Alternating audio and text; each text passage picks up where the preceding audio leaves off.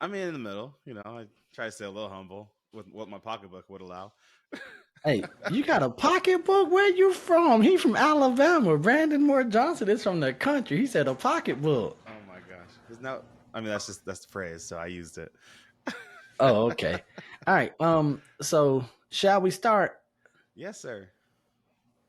Okay. What's up, World Renowned family? Neil Oates Jr. here with Mr. Brandon Moore Johnson, BMJ. Good afternoon or evening. What do you call it? It's afternoon right now, 2:30. Okay. All right, 2:30. And check this out. Here's why I had to give you a proper introduction. Last time we were just wrong, brother. We were just wrong. I mean, Yeah. big wrong too. Hey, it was a good conversation. It was a great conversation, but let me show you. So, first, our initial conversation went fantastic. We got some great feedback. I got more comments from one of my homeboys who's been watching my Yeah. videos for 10 years. And he single-handedly put, I think, 13 comments on our He put video. yeah, So he put a lot of comments on I it. felt the type of way. These Hey, ain't jokes, brother. favor ain't fair. What can I say? Oh, Jesus, don't hit me with the favor ain't fair. Don't BMJ, don't do that. So really quickly, one thing that Fremo, the guy who mentioned or who commented on that we just mentioned, we're always talking about being men of action. And I know we Yeah. mentioned that, but we had horrible audio. But now it's not just my fault It was my fault.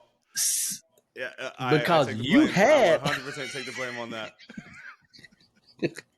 I'm talking about, boy, you had us set up with the lapel joints and everything. Yo, I just hadn't. Ooh, you get so how we excited have about the a setup that you forget to actually do the most important thing and click play. hit record, hit Hit record, right? record. So, and on my end, my cord was horrible. So I went and I ordered backup cords now that actually Yeah. work. So I have like 4 Rode cords that are going to work tremendously. And last time we just jumped straight into the conversation. And here's what I want to do. I know that we talked about Brandon Moore Johnson, BMJ, but I did not give you an opportunity to introduce yourself. So people are in love with you right now and they have no idea who you are other than an amazing voice and a pretty face. So, Brandon, just go ahead and tell the people who you are, what you do for a living, and then how our paths crossed, if you don't mind. Yeah. Well, my name is BMJ, aka Brandon Moore Johnson. I have what I call singing Tourette's, so every once in a while I'll probably bust out in a song. Uh, so, yeah, my name is Brandon Moore Johnson. I've been a real estate agent for 5 years. I'm secretary, Lakeland Realtors. Background is in church music business. Got connected with you, Neil, because you came and did one of the best luxury classes that I've ever been a part of in our office. There was just something that kindred spirit, I would say, that kind of connected me to you. So kind of stayed in touch. We never really talked a lot, but I always saw you in the halls at the Florida Realtor events, and so we got reconnected again, and then being men of action, saying, "Hey, that was an amazing conversation for the first one. Let's do it again." And stay in touch. So And we decided to ride the wave. So check this out. We didn't let yeah, weeks, months go by. We yeah, finished the first episode, the first interview, and we were like, "Hey, break out your phone. Here we go. Let's get this yeah. Let's thing do it. before we cool off and everyone forgets about us, right?" Mm-hmm. So here's what I want to do. So I want to dive in a little deeper so people can really start to understand why I have this fascination with BMJ. Oh, So you mentioned talking about going into the music side of things, but most people have an instrument. Like, so when we think yeah. music, we think instrument. And so last time you told me what your instrument was, and I was jelly, brother. I was jelly like a PB&J sandwich. Go ahead. So what is your instrument, Brandon? It's my voice.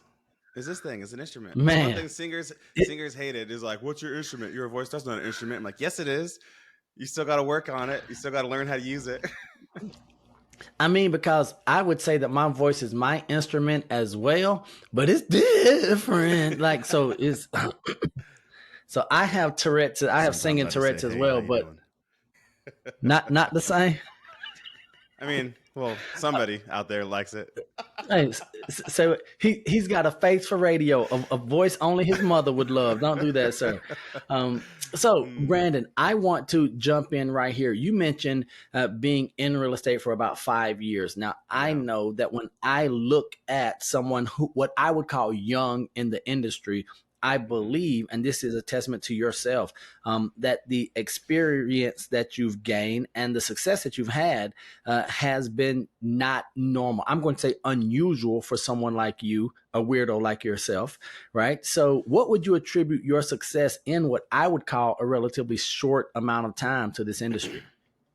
I mean, that's an interesting question just because to me, I feel like my success isn't unusual because when I look at the history, like in 2018, I did 1.4 million in volume, which I think, Preach. yeah, did 1.4 million in volume. The next year I did 2.4. Then I dropped down during COVID, and then I think year four now, going to year five, I'm at 7.8 million in volume.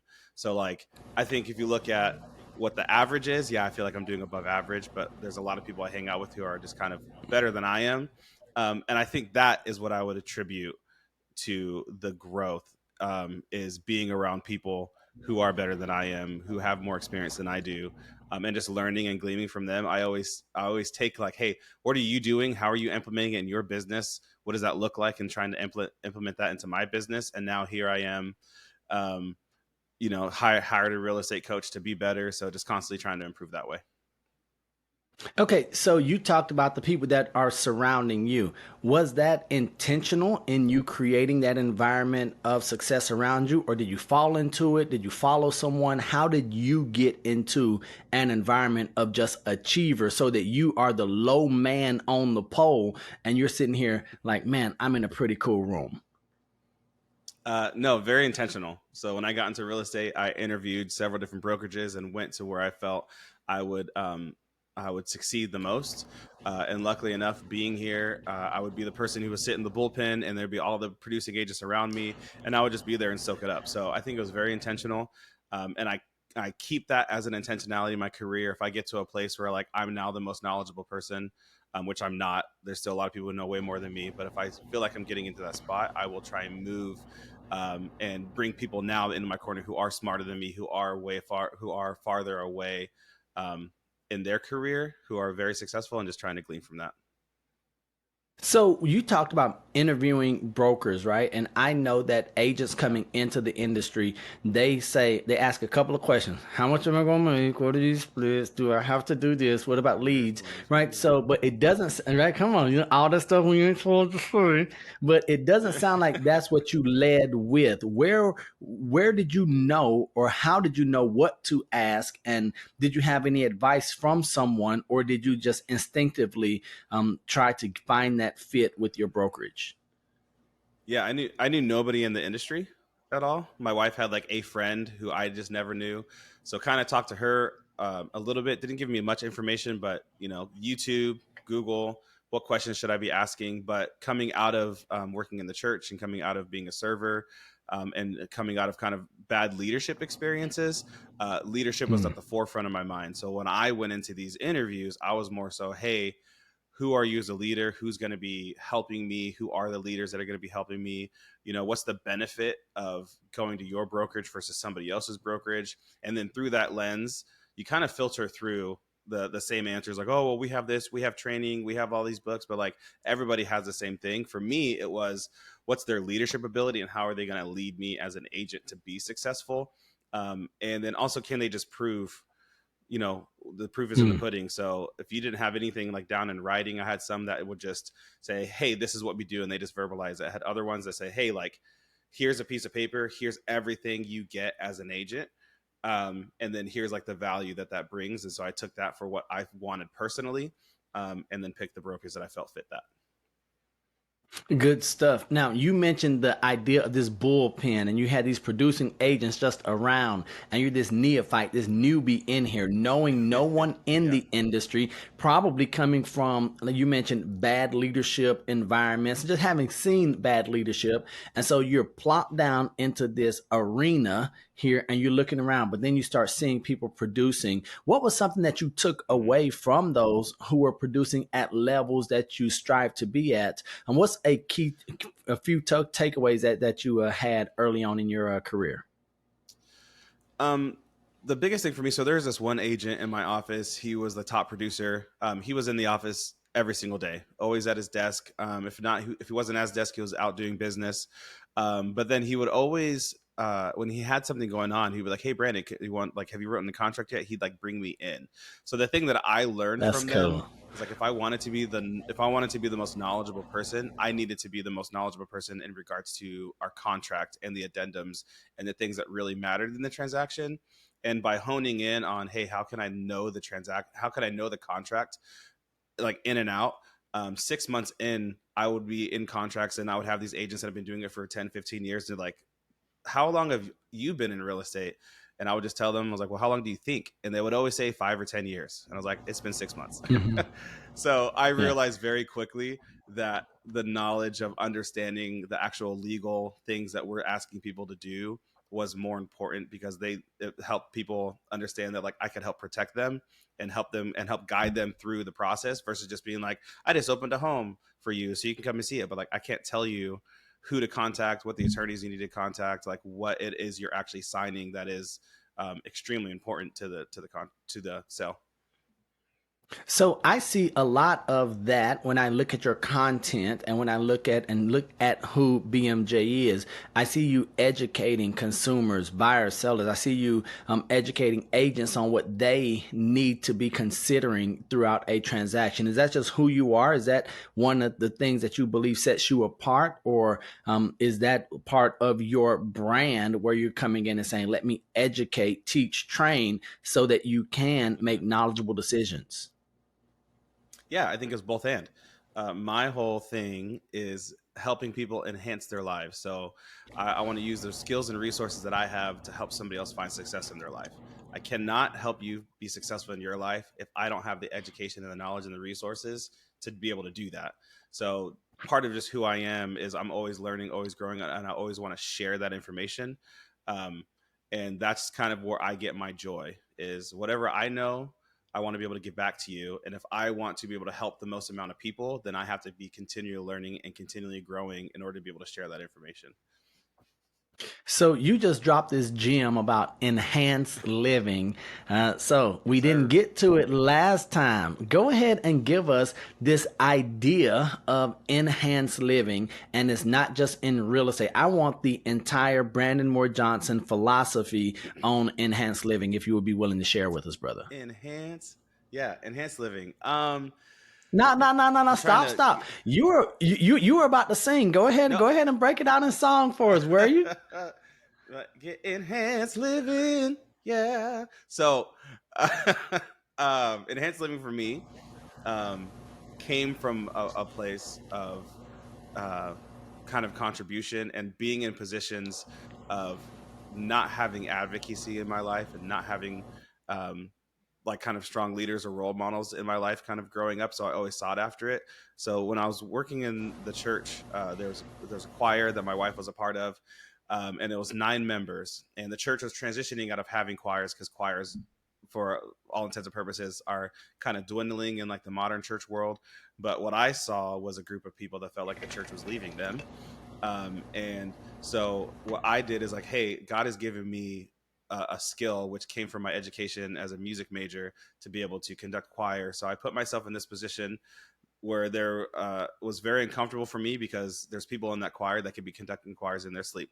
But I wanted to step in because I Mm-hmm. saw people who needed somebody to be an advocate for them. And so through that advocacy, I ended up growing the choir from 9 members to 40 members and have it be Ooh. thriving. But through the framework of that, it was not, and I was honest with them. I was like, hey, I don't know where the future is going to be, but I will be an advocate for you. I will use what I have and to help you. And that moment, and then also being an RA, which is a resident assistant in college, where we help new incoming freshmen come in and help them get transitioned. The joy that I had bringing in this freshman who didn't know what they were doing or where they were going, and again taking what I knew and the people that I knew and helping them get on that trajectory for their life, that's where I found true joy. So enhanced living really just comes from the idea of what I codified my purpose, and it's to use the skills and resources that I have to help somebody else find success in their life. So if I wanted to do that in a framework of no matter where I'm at or what I'm doing, I can always be a part of enhancing somebody else's life, and by enhancing their life, they're also enhancing my life, and so therefore it is a very like reciprocal relationship where like I want to be about people. And there was a quote Hmm. that I heard before, and I forget what it is, but like if you want to be successful, and whatever that might look for you, you have to figure out how you can help as many people as possible. It's not like a monetary amount of money, but it's that. So to me, that's the framework that I live by: enhanced living. So I can transition enhanced living with real estate, enhanced living with music, enhanced living with serving, enhanced living, whatever. It's to me, that's like my life motto. Good stuff, man. I absolutely love it. Now, so speaking of mottos, there's also this brand, the Brandon Moore Johnson brand, BMJ brand. Mm. Like, so who is, because as you talk about enhanced living and your motto, I know we had some conversation where you're trying to figure out this whole thing. Like, who am I? How do I build this thing? Do I want to get stuck in real estate? Am I doing music? Like, what's my purpose? And so I know there was some push and pull, a tug and pull about, do I make Brandon Moore Johnson a big deal, or like do I not, because it doesn't feel like it's something grandiose. So could you tell us a little bit about that process of trying to figure out if you're going to go heavy with Brandon Moore Johnson or if you're going to go a different route? Um, I am still struggling with that right now.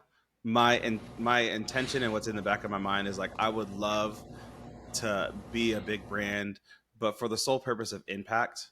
Um, I have a goal of being like the number one known realtor in Lakeland. I know once I reach that, then there's another goal there. But behind that is I want to have a big enough brand to make enough impact. And so if I can make enough impact, which for me here in Lakeland, if I can be in a position of being able to start like an arts academy or being able to help other Mm-hmm. people in some capacity, that's like the brand that I want. To what extent that looks like, I don't know. Honestly, I'm just want to stay true to myself and be authentic to like what it is that I'm doing, and just take it a step at a time and see, what happens.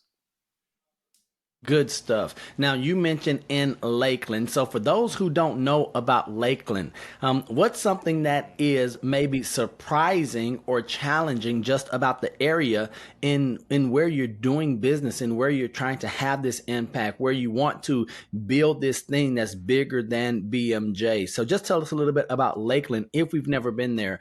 Some cons, some pros, some challenges, some opportunities as well. Yeah, so Lakeland, Florida sits right between Tampa and Orlando. So the benefit is that we get the two major metros that are feeding into our town. One of the cons is Mm-hmm. that like we're still a very small town. It feels like we're a very small town.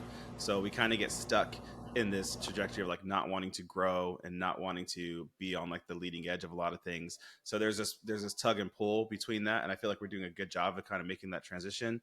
Um, it's a very like kind of mom and pop oriented. If you're a small business, you can thrive here. They don't really like a lot of big businesses coming in the area.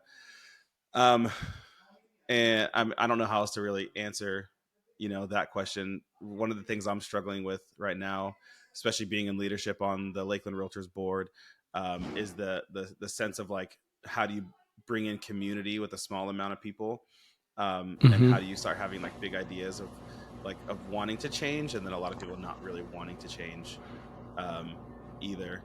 So I don't know. It's tough. It's an interesting market. So I'm not sure if I answered that question appropriately No, or no, if you you got any did back. answer it. So I know that Brandon Moore Johnson will come in with ideas like, "Hey, I've got a plan," and they're like, "Hey, pump your brakes, newbie. I mean, yeah, you're 5 years in, but we've got a way of operating around here, right?" And even in Polk County, I know you mentioned that it still has this very unique feel, right? Hmm. Many of us who are in different or bigger markets, we might not understand the nuances of such. But now I want to transition from professional Brandon Moore Johnson to personal BMJ. So you're a realtor. You are a real estate Yes, sir. professional. You're a counselor. You're a consultant helping people with this home buying, selling process. But I know something about a husband, a father, a home seller who is now building a home, Yeah, right? So tell that's me what crazy. you're learning about first yourself. What are you learning about yourself in this process of building a home, sir? Um, uh, I'm not the most organized individual in the world. Um, so definitely learning like how to be better organized, just in my personal life.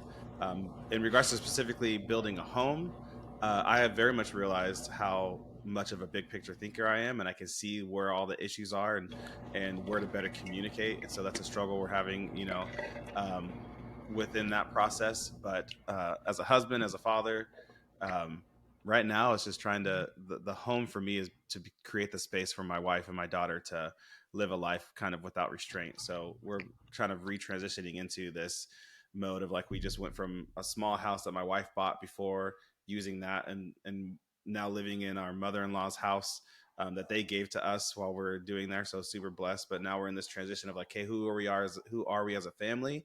And this house build is a part of that, new transition. As what is our family going to look like, what's going to be in the new trajectory that we're going to be on, and it's going to be a new starting point for us. Good stuff. So you mentioned your lovely wife and your daughter. So you're team girl dad, right? So Girl dad.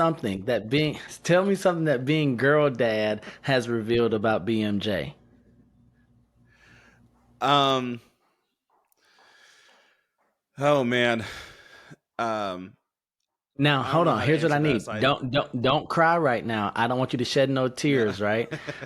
So you'd be like, man, girl dad is either fantastic or Yeah. horrible. So I know what to get you for Father's Day, right? I'm gonna make sure I No. get all the girl dad stuff for you. What you got for us? No, I mean, honestly, it's amazing. I think it's less of being a girl dad and just being a father.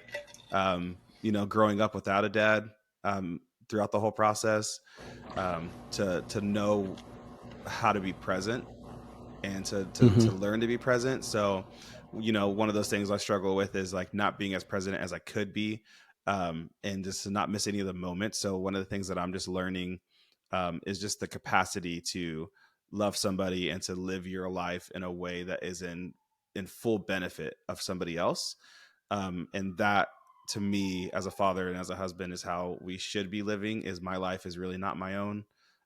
It's really meant to be lived for, right now, to me, for the two of them, and everything stems from them. The foundation of everything I do is for them. Okay, so us knowing how you feel, I want to know how your missus feel. Did she watch your or our previous interview? Did she watch it? No. Nope. Hey, you're not alone, brother. Guess what? Right. I was sitting here and I was like, baby, you won't believe what me. And she was like, who is that? I'm like, Yeah. you don't know BMJ? She was like, have I met him before? I was like, no, babe. It was when I went after the flood over there. She was like, I was like, okay. So we got some work to do, brother.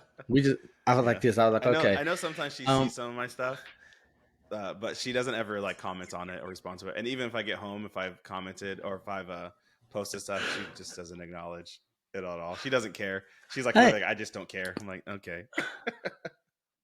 okay, I love you too. All right, so talking about your content, this is really where I think we're going to close out for this one because I do want to start looking at part number 3 to this because I'm telling you, I found a good thing, and you're good for my metrics and my analytics, sir. Because you're light skinned, that's why, with good hair, and you got a good voice. So all of those are like a trifecta, and it's good for my analytics. So everyone who's not light skinned, good hair, or can sing, they were like, did that Negro just really say that? And he said the word Negro. Yes, I did, ladies and gentlemen. I'm from Alabama. So you mentioned Hey, something the when Heger. we were Sorry. Side talking note. I off started a. air. Sorry. Side note. No, I go started a ahead. Side Facebook note. Come on. group. I started a Facebook group when I was little. I was in like middle school or high school, called the Hegro Nation, because I'm half black, half white. So as the Hegro Nation, we're the Africans from Africa. So there you go. That's my side note. You do know that that shows how different in age we are, right? Because you say when you were in high school, you started a Facebook group. Brother, when I was in high Yeah, school, we were on a different social media platform. You want to guess what it was? there Do was you no know? internet. Snail mail. How old you think I am, dog? Come on, man. Now, a lot of my viewers are going to be my age or older. So you're talking about there was no Internet's internet. young. So, It's pretty young. so you're Facebook came saying around if in the there's 90s, right? no internet when how old do you think I am, B? Come on, man. Don't answer the question. Don't answer the question. I'm not going to answer. I plead the This fifth. okay. So here's where I was going before you offended me. You say that you're not comfortable on video, the way you look, the way you No. sound, all of that, but you put out more video content than anyone I know. Why? Because I'm required to, and that's a new thing. I've posted every single day for the last 4 days now because a part of my real estate coaching, they're requiring me to post 5 days a week. So I'm starting to post way more content. That's why, Dude, not more because. more than 4 days ago, I'm looking and I'm going through and I'm like, BMJ is content, content, content. The same guy that last week I spoke to, and you're like, yeah, I don't really, I'm not liking it. I really don't want to. I don't, and I'm sitting I here and I'm like, don't. son of a gun, I man. don't like it. Talking to Now, if you you, look, sometimes talking to you sometimes and I'll go my a couple weeks friend. without posting. Man, talking to you and my boy, I have had to increase my content. Oh, and here's what I love, right? So you come and say, I don't like putting out content. I see the quality of the content that you put out, and immediately I'm like, yo, BMJ, what apps are you using? What software are you using? And you send it back to me. And here's where Yeah. we talk about being men of action. I get on and I'm trying to figure it out. You know, I got old hands and I can't see that well, Sonny. So I'm trying to figure out how to get this application. I don't know if you know that app is short for application. I'm trying to get this application to open up on my telephone. And after I get it, I upload one video. I had to go through like three different apps because I'm Android, your team, iPhone, iOS. Uh The huh. captions app isn't on Android. That's Oh only an no. iOS. The oh no indeed. So the one that you got doing all the fun stuff, the one that you bragged about in the text, I couldn't even get it. FOMO. I was like, son of a gun, I'm gonna have to buy an iPhone just to do captions on the video. And I was like, the devil is a liar. There's other So I options. found some Yeah, there's other options. yeah, but I here's what I like. I want to see what you're doing, learn from you, show me the steps. I'm trying to shortcut this thing all the way to the top, right? And so then I was like, Hmm. ugh, and I did one video, and you're like, oh, are you using the app? I'm like, dang, bro, I just pressed upload. I appreciate it, but that's some pressure, and I'm trying to figure Yeah. out how things work. So I'm trying to get there, sir. I just want to check in on you. I saw it and I was like, oh look, he like man of action. So like I'm learning You're from like, you oh, that's just because of the cute. You're fact like, that oh, like that's cute. it was really good. I Hey, thought it was great. And I'm learning from you to be a person of action. So like you came in back in like when we went to Florida midwinter meeting, which was last week for the Florida Realtor business meetings. Um, like that interaction to me has very much changed my like social media trajectory of like stop thinking about what I think about, that people are gonna like that people aren't gonna like what I look like and just like do it. So now even posting the stuff that I'm posting off, that's the biggest thing for me. I have the technical knowledge more so than a lot of other people do, which like I get in the weeds on that, but like I'm not posting and making the content like I should. You said I just make the video. I don't care if it looks good or not. I'm just gonna I make just it. make the video zero technical Yeah. knowledge. I'm out here just wrong with the stuff. They say they sitting there like, why does this guy have a like he's writing out the words on his and then I speak Alabamese, so sometimes those caption apps don't be catching it. And I just sit here and I'm like, well, it just said the wrong word. And one of my guys was like, Neil, Yeah. you know you can go in and edit that, right? I was like, nah, people aren't reading it. If I can't speak this fast and if AI can't capture it that fast, I know the Hmm. knuckleheads that listen to me aren't going to be able to read that fast, right? They're Yeah. like, if they hear me say, God bless you, that's enough. Yeah. And I was actually just watching a YouTube video, a guy named Chris Durso, called The Future. He's like really big on branding. And one of the Yep. things they talk about is quality of content. And he's like, we're moving away, and I think people are have more of a propensity to like uh, non like edit high edited content. So a lot of people who are going, really viral. There's a guy named Sam Solik, who's this like 21-year-old like bodybuilder who got 2 million followers in 30 days or something like that, because he's just posting long form content, no editing, and it's not even like good quality content. So I think to overthink and coming saying that this coming out of my mouth, to overthink the quality of your content is a real thing. So just grab your phone, put it out there. Doesn't have to be great. So you just slapped me in the face like 10 times and you didn't even mean to. 21-year-old bodybuilder, 2 million viewers, 2 million subscribers, 30 days. And here I am, 41 years old. My body is building, right? But I don't know what kind of building we're constructing, right? A long way from 2 million. And we've been at this thing for 11, 12, 14 years, brother. And we trying to hit Yeah. 340. We trying to hit 400. And so one day, but talking about that impact, we're gonna get there. So here's how I want to close out BMJ. I Yes, have sir. some rapid fire questions for you that I didn't ask your permission to share, but you ready for this? Yeah, go for it. Favorite color? Uh, Black, and right now dark blue. Oh, you don't know So the way black, this works, right? Uh, black. There you go. Black. Favorite food? It's mashed potatoes.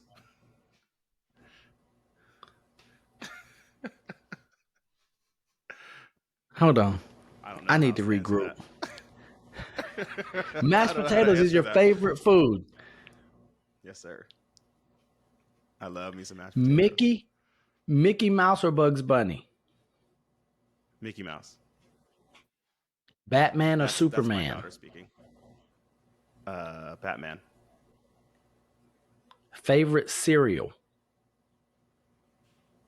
Cocoa Pebbles. Movies or books? Movies. Hot or cold? Hot for sure. For sure. All righty. BMJ, man, I appreciate. Hey, he like for sure, for shiggity diggity. For Man, sure. I appreciate you. So here's what I want. I know I said that was the last thing, but for anyone that meets Brandon Moore Johnson, anyone that Mhm. comes into contact, or maybe those that this is the only platform that they get to interact with you, what's something that you would say to anyone that you meet that comes across you? What's something that you would want them to know? Um, I just honestly, I'd rather have the conversation of understanding who they are as a person and what their purpose is. So, like, what's your purpose?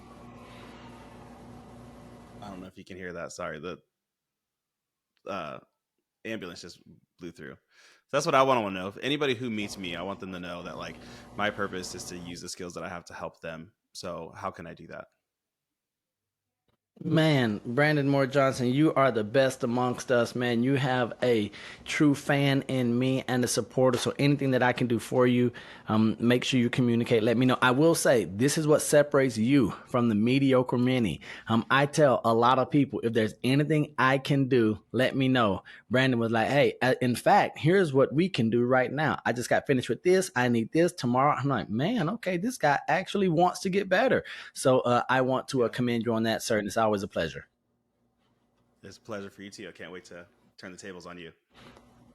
All right. All right, ladies and gentlemen, I want to remind you that if you're still here on this spinning orb that we call Earth, that you have a purpose, that you have value. If you ever, not never, don't never call me. If you ever need anything, make sure you reach out to those that are closest to you.